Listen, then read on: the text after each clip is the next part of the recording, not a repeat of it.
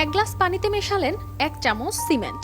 তারপর ধীরে ধীরে তা নাড়তে থাকলেন। মেশানো হলো না কোনো প্রকার চিনি। এরপর ঢক ঢক করে তা পান করলেন। ভাবছেন ভুল কিছু দেখলেন?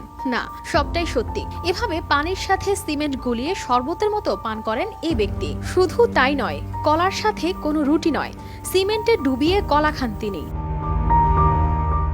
সকালে উঠে চায়ের বদলে সিমেন্ট মেশানো পানীয় পান আপনার কাছে আজগুবি লাগলেও ইন্দোনেশিয়ার হারিস দায়েং ন্যাগেলের কাছে এটা কোনো রূপকথার গল্প নয়, বরং বাস্তব। 1-2 বছর নয়, 3 বছর ধরে সিমেন্ট খাওয়ার অভ্যাস ধরে রাখা এই মানুষটি রীতিমতো ইন্টারনেট দুনিয়ায় বিস্ময়ের ঝড় তুলেছেন। কিন্তু কি এমন রহস্য যে সিমেন্টকেই বানিয়ে ফেললেন তার প্রিয় পানীয়?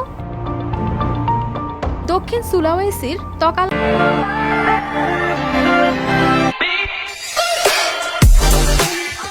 পাতালাসাং শহরে বাস করেন তিনি। হারিসের মতে 2021 সালে একটি গুদামে আটকে পড়েন তিনি। সিমেন্টের ধুলো ওড়ার মধ্যে তার জীবন এক নতুন মোড় নেয়। সিমেন্টের ধুলো শ্বাসের সঙ্গে মিশে যাওয়ার পর তিনি প্রার্থনা করতে থাকেন যেন সিমেন্টের সঙ্গে এক হতে পারেন। এরপরেই তিনি সিমেন্ট আর পানি মিশিয়ে খাওয়া শুরু করেন এবং তিনি লক্ষ্য করেন এতে কোনো পার্শ্ব প্রতিক্রিয়া নেই।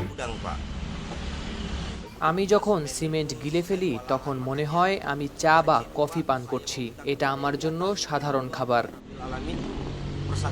তাই পানিতে সিমেন্ট মিশিয়ে ঠিক যেন কফির মতো খেয়ে ফেলেন তিনি। আর এই অভ্যাসে তার কোনো ব্যথা বা অস্বস্তি হয় না বলেও জানান তিনি। তবে সোশ্যাল মিডিয়ায় হারিসের এই অদ্ভুত অভ্যাসটি নিয়ে কৌতূহল আর বিস্ময় জাগিয়ে তুলছে। অনেকেই প্রশ্ন করছেন কেন তিনি এমন করছেন। হারিসের দাবি এটা তার নিজস্ব পদ্ধতি আর এতে তার কোনো ক্ষতি হয় না। তবে বিশেষজ্ঞরা বলছেন এটি খুবই অস্বাভাবিক ও অস্বাস্থ্যকর। এমন কাজ করা একেবারেই নিরাপদ নয়। সিমেন্টে থাকা রাসায়নিক পদার্থ শরীরের জন্য মারাত্মক হতে পারে। তাই হারিসের এই অদ্ভুত অভ্যাস দেখে কোনোভাবেই অনুপ্রাণিত হওয়া উচিত নয়। কানিস ফাতেমা শিমু, RTV।